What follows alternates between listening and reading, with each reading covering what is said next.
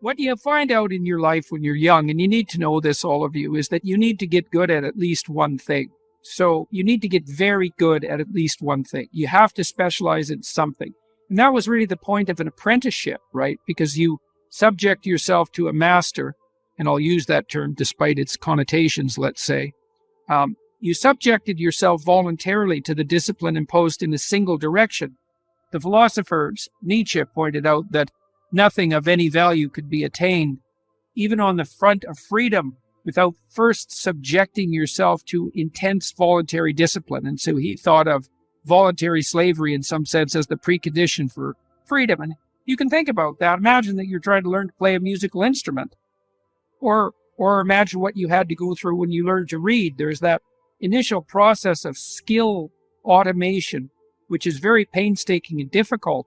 But once you master it, to pass through that disciplinary structure, then you have freedoms that you wouldn't have had before. Once you learn to read music and to position your hands properly on the piano keyboard and to play the appropriate scales and chords, then you can play music, and you couldn't do that to begin with. And so the subjugation of yourself to a disciplinary structure actually frees you. This is another thing conservatives have to tell young people.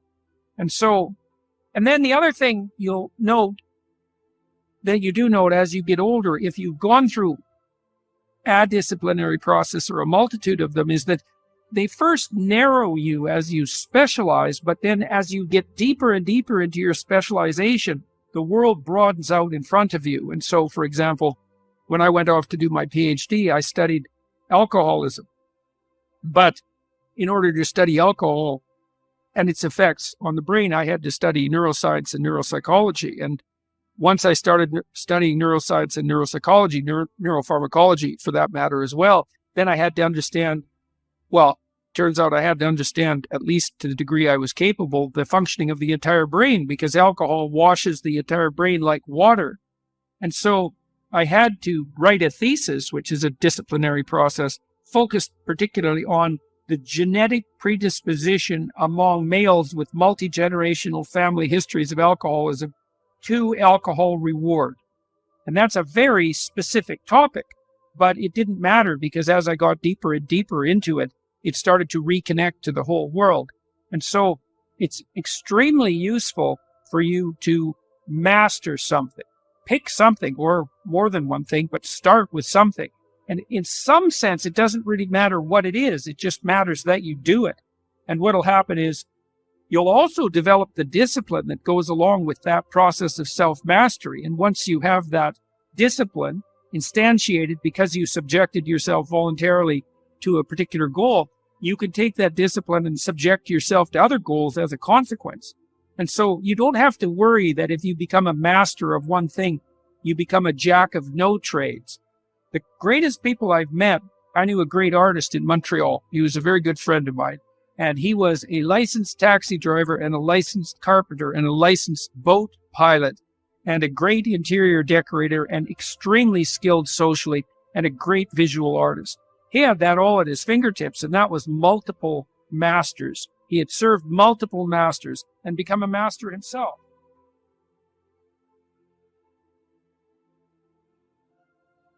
It's okay to wander around stupidly before you fix your destination. Now, you see that echoed in Exodus, right? Because what happens is that the Egyptians, or the Hebrews, escape a tyranny, which is kind of whatever you do personally and psychologically when you escape from your previous set of stupidly held and ignorant and stubborn axioms. It's like, away from that tyranny. It's like, great, I freed myself from that. Well, then what? Well, you think, well, now I'm on the way. It's, no, you're not. Now you're in the desert where you wander around stupidly, and worship the wrong things until you finally organize yourself morally again and head in the proper direction. So that's worth knowing too, because you think, well, I got rid of a lot of things, excess baggage that I didn't need in my life, and now everything's okay. It's like, no, it's not. You've got rid of a whole set of scaffolds that were keeping you in place, even though they were pathological. Now you have nothing, and nothing actually turns out to be better than something pathological, but you're still stuck with the problem of nothing. And that's exactly why Exodus is structured the way that it is. It's that you escape from a tyranny, it's hooray, we're no longer slaves. Yeah, well, now you're nihilistic and lost. It's not necessarily an improvement, but it is see, it's also useful to know that, because you can also be deluded into the idea that, imagine that you're trying to become enlightened, which might mean to turn all those parts of you on that could be turned on. You think, well, that's just a linear pathway uphill. You know, it's just from one success to another. No, it's not. It's like, here you are and you're not doing too badly, and the first step is a complete bloody catastrophe. It's worse. And then maybe you can pull yourself together and you hit a new plateau, and then that crumbles and shakes, and bang, it's worse again. And so, because part of the reason that people don't become enlightened is because it's punctuated by intermittent deserts, essentially by intermittent catastrophes. And if you don't know that, well, then you're basically screwed, because you go ahead on your movement forward and you collapse and you think, well, that didn't work, I collapsed. It's like, no, that's par for the course. It's not indication that you failed, it's just indication that it's really hard. And that when you learn something, you also unlearn something. And the thing you unlearned is probably useful, and unlearning it actually is painful. You know, let's say if you have to get out of a bad relationship. It's like there isn't any relationship that's 100% bad. And so when you jump out of it, well, maybe you're in better shape, but you're still lonesome and disoriented, and you don't know what your past was, and you don't know what your present is, and you don't know what your future is. That's why people stay with the devil they know instead of, looking for the devil they don't know. So anyways, the fact that you're full of faults doesn't mean you have to stop. And thank God for that. That's a really useful thing. And the fact that you're full of faults doesn't mean that you can't learn. And so you can posit an ideal, and you're going to be wrong about it, but it doesn't matter, because what you're right about is positing the ideal and moving towards it. If the actual ideal isn't conceptualized perfectly, well, first, surprise, surprise, because what are you going to do that's perfect? So it doesn't matter that it's imperfect. It just matters that you do it and that you move forward. So that's really positive news as far as I'm concerned, because you can actually do that, right? You can do it badly. Anyone can do that. So that's useful. Okay, so if you were an efficient person, you would have just done that. But you're not.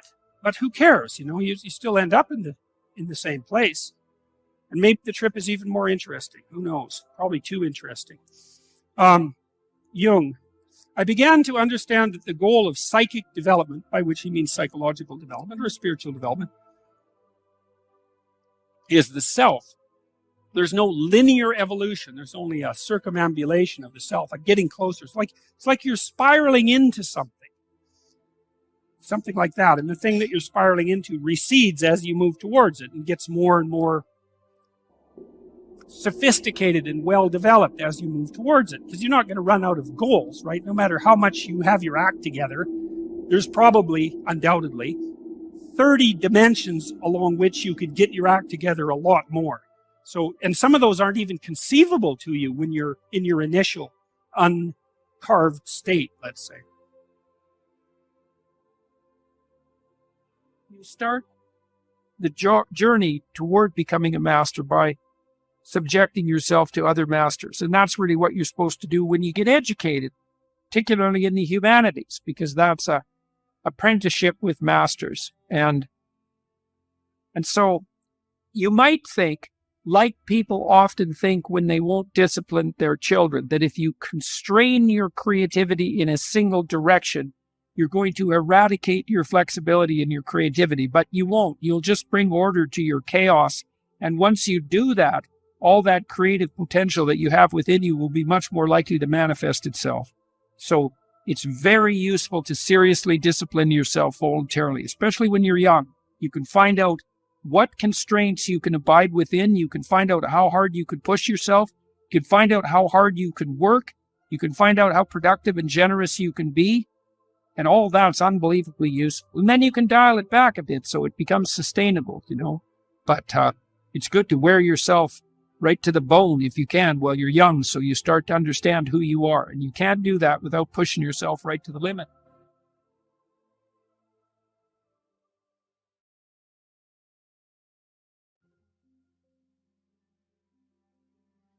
And I had another client who could be lucid in her dreams, which is more common among women, she could ask the damn characters what they represented and they would tell her. It was like, okay, that was pretty weird. And like a lot of the things they told her were really helpful, and they were not things that she wanted to hear.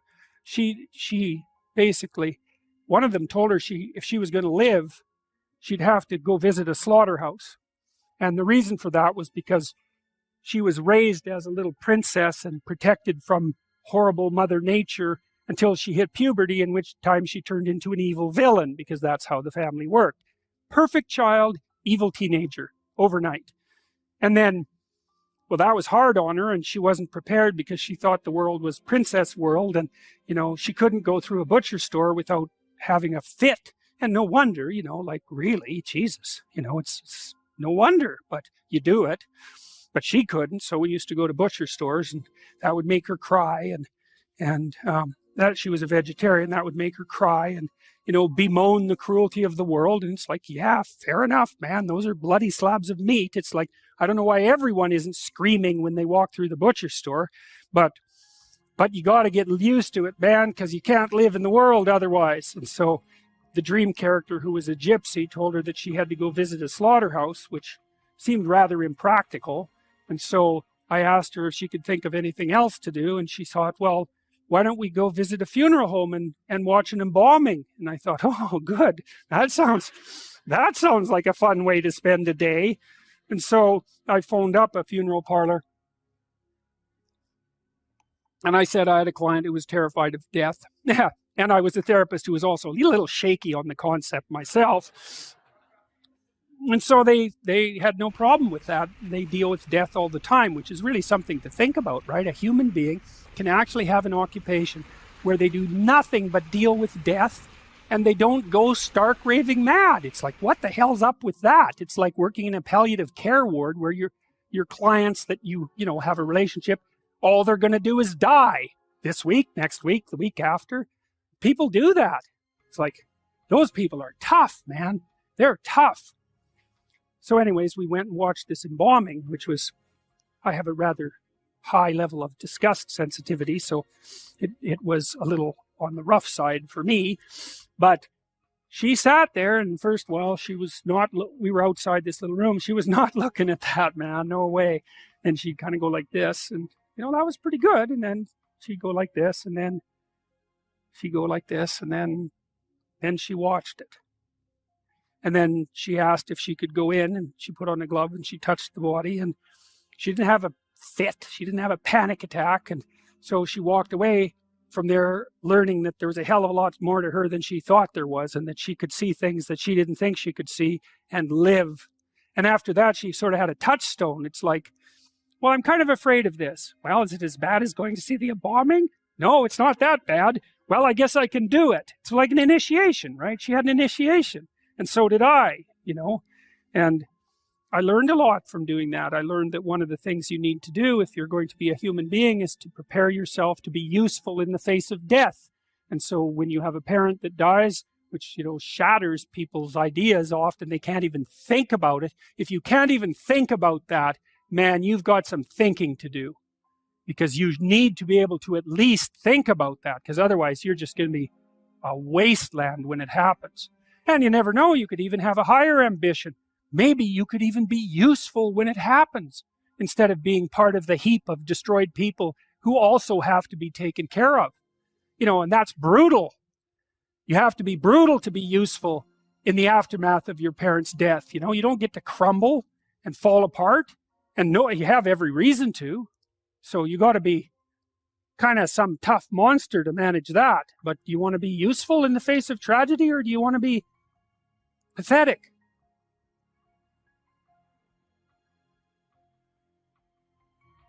I've worked in emergency medicine for 11 years, and I've seen a lot of death, yet I'm so afraid of dying. Any advice on how I can be at peace with dying and mortality? Well, I don't know if anybody's ever really at peace with that. I mean, I think what you can take away, read Socrates' Apology. There's two versions of it. There's Plato's version, and there's What's his name? Aristophanes? There's another version. Don't think that's right. Anyways, there's two versions of Socrates' Apology. It's very short. It's only a few pages long, 15 pages or something. Read them both. Why? Well, because Socrates puts forward a very interesting proposition, and I don't know really what to make of it. So I asked my parents once if they could take a drug that would return them to being 18 physically, but they had all the wisdom that they'd accrued over the years. They wouldn't lose that if they would do it. And they didn't say yes right away. And I don't know if they ever did tell me what they had decided. But it was interesting to me that they didn't say no right away either. It was interesting that they had to think about it, because you'd think that if you were offered something approximating immortality and health, you'd take it. And maybe you would, but then here's an alternative proposition, and I don't know. It's not like I'm not trying to maintain myself. If I can extract out an extra decade or an extra 20 years, keeping myself healthy, that seems like a good thing. Would I want to live 500 years? Whew. It's a long time, man.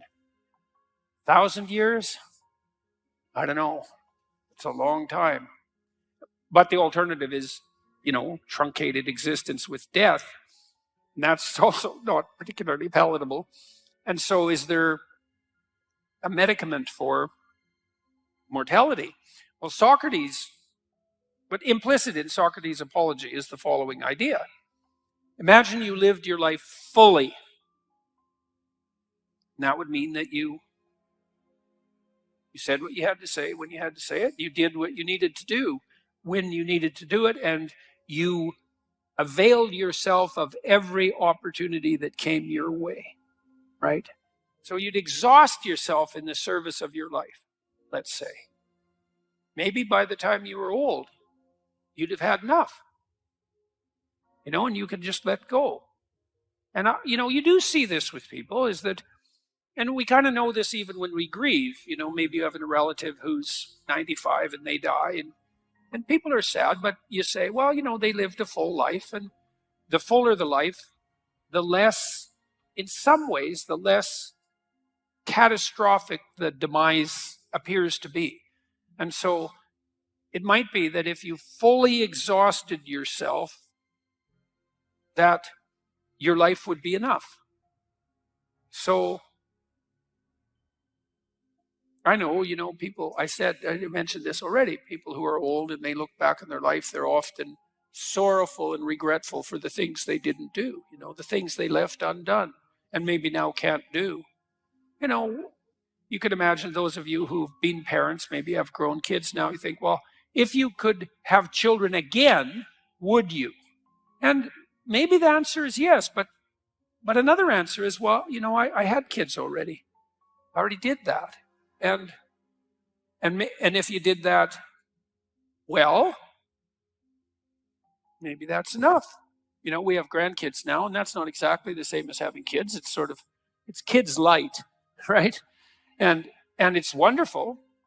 But you made a joke about that when you were on stage. You said they have all the advantages of children, grandchildren, with none of the disadvantages, and that's a joke. But everybody laughs because everybody gets that, and it's great to have grandchildren. And would we return to our youth and do it again? Well, that's a very difficult question to answer, right? Because you just don't have you can't tell what you decide unless that option was actually available to you. And maybe the answer is yes, and maybe the answer is no, because, been there, done that, on to whatever the next thing is. And so I would say, if you're afraid of death, take a look at how you're living and see if you're all in. And maybe if you're all in enough, that's good enough. I think that's right. And then I think also, if you're all in and death visits, and it's impending, you could say to yourself, I did everything that I was here to do. At least then you're not going to torture yourself with that as you're facing death. That's something too.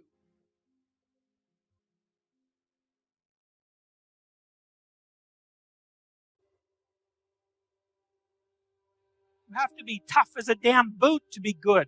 Because you have to stand your ground when you need to stand your ground. And you have to be able to say no when it's time to say no. And you have to mean it. And so then you have to think and plan strategically so that when you're going to say no, you can mean it and it will stick. You know, and that takes a certain amount of integrated malevolence, I would say. And once it's integrated, it's not malevolence, it's strength. It's strength of character. It's the ability to stand your ground.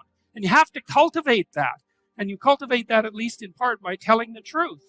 And so you take your place in the world as a decent person and as a decent citizen. And you play the hierarchical game properly. And that is to stand up straight with your shoulders back. It's like the world's an onslaught. You've got the tyranny of culture to deal with. You've got the catastrophe of nature. You've got your own damn malevolence and ignorance, right? All coming at you. Plus the incredible, complicated, indeterminate potential of the future. That's all coming at you, and it's all your responsibility, and you can cringe away from it and be afraid of it and be victimized by it and be bitter and cynical about it. And no wonder, because it can be painful. Or you can turn around and you can say, man, bring it on, because there's more to me than there is to the catastrophe.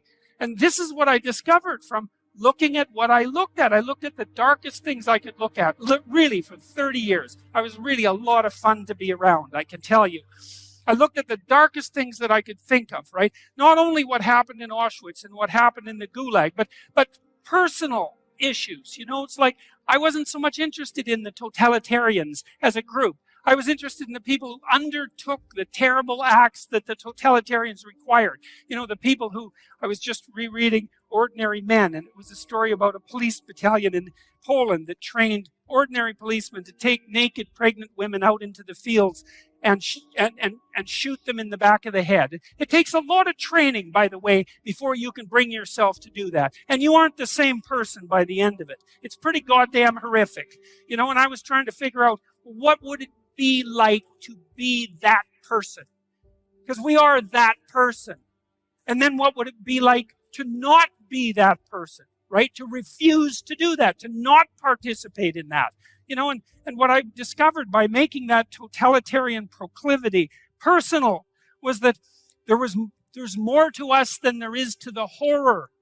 As nature is bent on our destruction, bad as culture is, tyrannical and bloody back as far as you can look, as malevolent as you are in the darkest part of your heart, and that's plenty malevolent.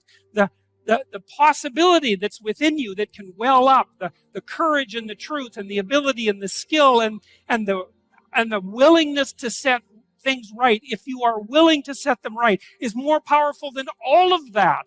And so it's so interesting. It was proof for me of an old saying I read from Carl Jung. It's an alchemical motif, in stir qualinus inventur, which is what you most want to be found will be found where you least want to look, essentially. And it's so interesting because it means that if you're willing to turn around and to stand up straight and face the darkness like fully, what you discover at the darkest part is the brightest light. And that's something that's so much worth discovering, because there's going to be terrible darkness in your life. And it's going to make you cynical and bitter. And it could easily be that you're just not looking at it enough. Because if you looked at it enough and you didn't shy away and you brought everything you had to bear on it, you'd find that there was more to you than there was to the horror. I have people writing to me from all over the world who are saying they're doing that. They're saying, well, you know, I cleaned up my room and then I stopped saying stupid things, and my God, it's like, things are way better. It's like, who would have guessed it? You know? And so, it's low-hanging fruit, man. Because that's the other thing. If there's a lot of things wrong with you, then it's really easy to start fixing it, you know? There's so much territory that you can inhabit. I will make of thee a great nation. I will bless thee. That's good.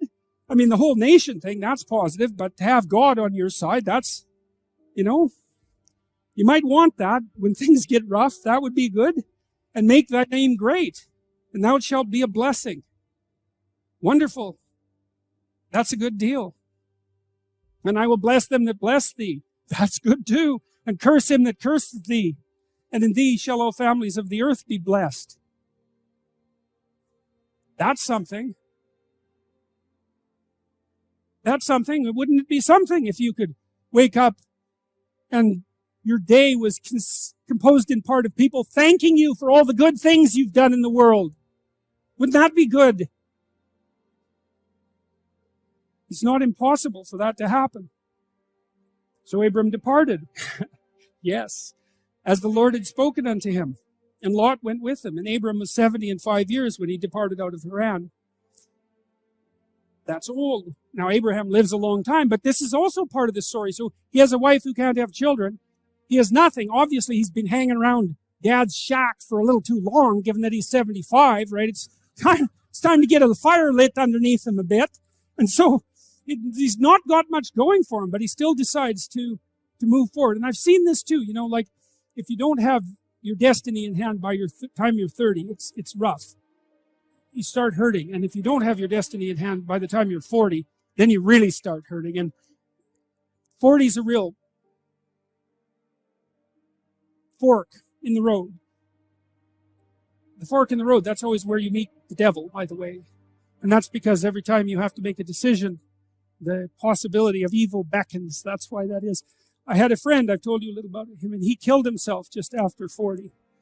He had had a book published with a very small press. He was quite a good writer, but he could not get himself together, and it hit him too hard at 40. And I'm not saying that it's hopeless at 40. I'm not saying that. And I'm not saying that partly because of these verses, but also partly because of what I've seen in my clinical practice. I've had people come to me who have had very chaotic and ill-spent lives, let's say, who were in that neighborhood of age. And it's true for people who are older as well, who then decided to make a real effort and to try to make where they were better, instead of being bitter about where they weren't, because that's bitterness that really does you in. It's really not good. It's the opposite of gratitude. It's the manifestation of resentment. It makes you malevolent. It's very, very bad to be bitter. It's hell to be bitter. And if you're 40 and you're not successful, then you have to accept your lot and you have to start to improve what's right in front of you. And if you do that, it doesn't take very long. It's quite interesting to watch people. Things can be a lot better in 6 months and they can be way better in 2 years. It's a struggle, uphill struggle, but it's by no means impossible. And I don't know, again, what the limit of that is. I suppose it depends to some degree on the degree of your commitment. But anyway, so it's another indication of the real validity of this story. God isn't setting this up to be easy, right? Abraham's old and his wife is old too. And more than that, she's barren. How is he going to be the father of nations? How is he going to be successful? Well, the initial departure point is insufficient, radically insufficient. And that's very inspiring because it means that you can start from where you are.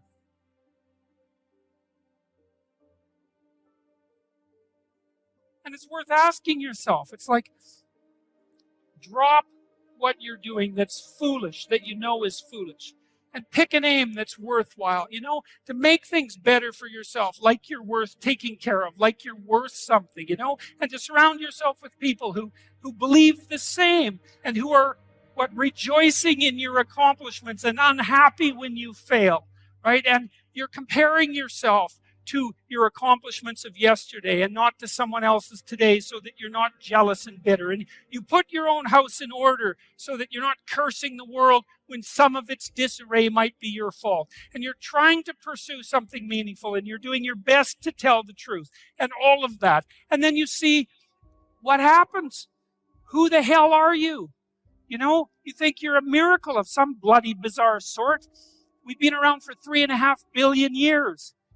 Every single one of your relatives propagated successfully. And here you are against all possible odds in this world of hell in some sense and bitterness and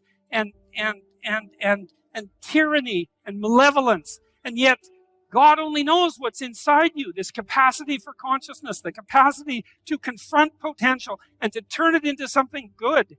That's us, man. That's the Western story. That's the individual as the cornerstone of the state. That's our responsibility, and it really is who we are.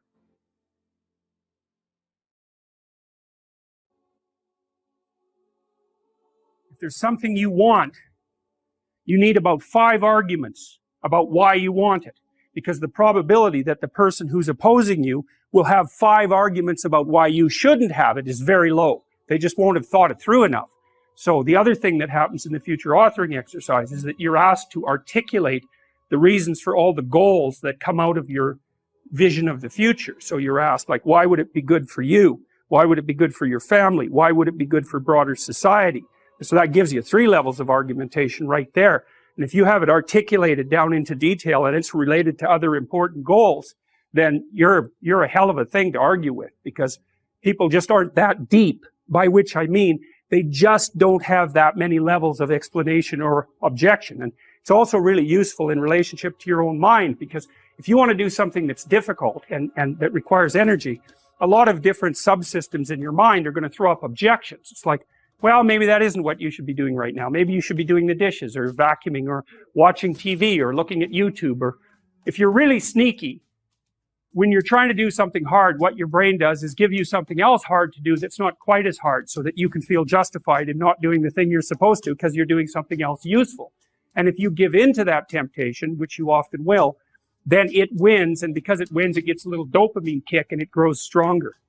Anything you let win, the internal argument, grows. And anything you let be defeated shrinks, because it's punished. It doesn't get to have its way. So that's another thing really to remember, is don't practice what you do not want to become. And because they're neurological circuits, you build those things in there, man, they're not going anywhere. You can build another little machine to inhibit them. That's the best you can do. Once they're in there, you can't get them out. So, and then the ones you build to inhibit can be taken out by stress, and the old habits will come back up. So you got to be careful what you say and what you do, because you build yourself that way.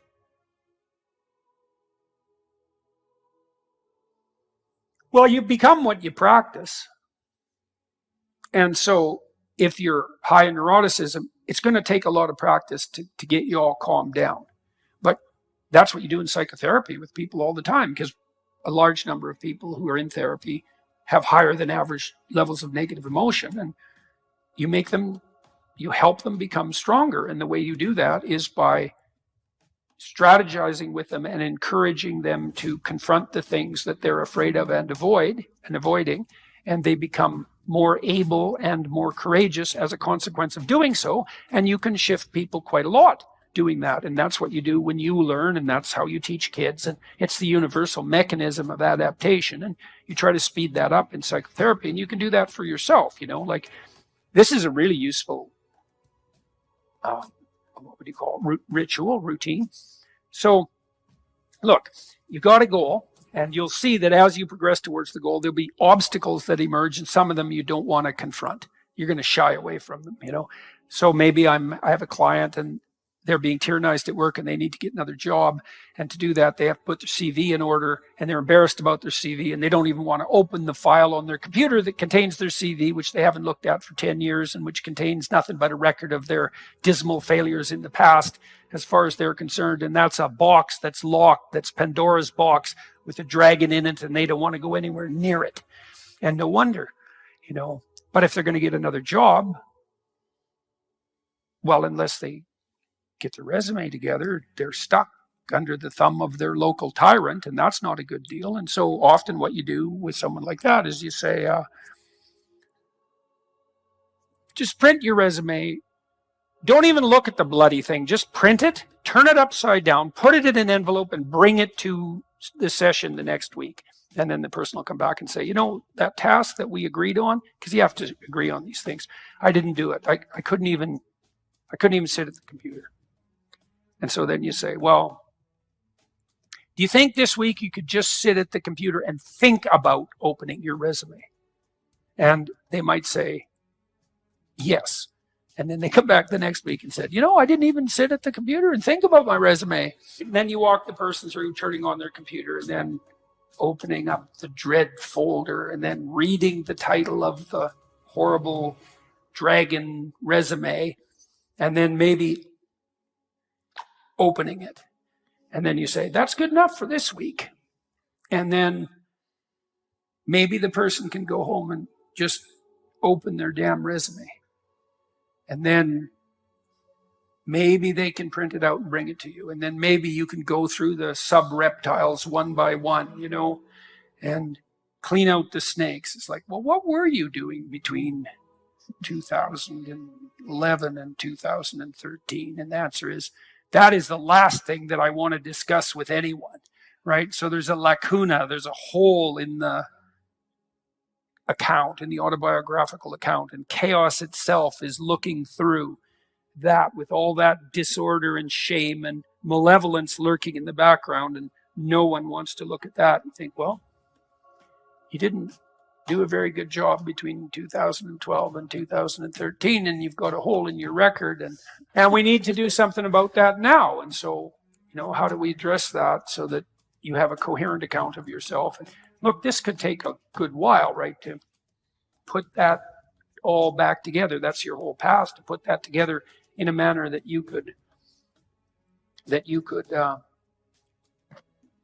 confidently bring forward to a new potential employer. But it's worth it if you escape from tyranny and you now have a coherent account of yourself and you've atoned for your past inadequacies, let's say. You're ready to move forward, and partly what you do in therapy and partly what you should do with yourself is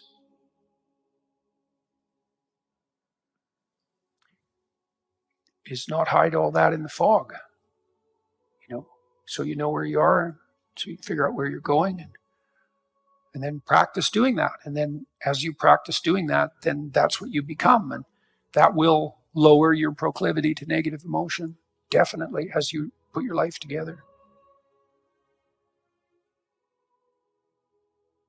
That's why it's useful to order your room. Chaotic room makes you anxious. Why? Too many pathways, man. You walk into someone's room and you think, what the hell is going on here? Maybe that's your teenager's bedroom. And you've pretty much summed it up in the question. It's like, yeah, it's a little slice of hell in that room, you know. And how do you feel when you're there?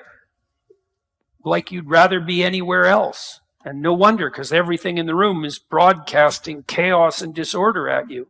So that's another thing I used to do with my clients, typical behavioral maneuver, which is, if you're anxious, organize your surroundings a bit. You know, simplify, declutter, organize bit by bit.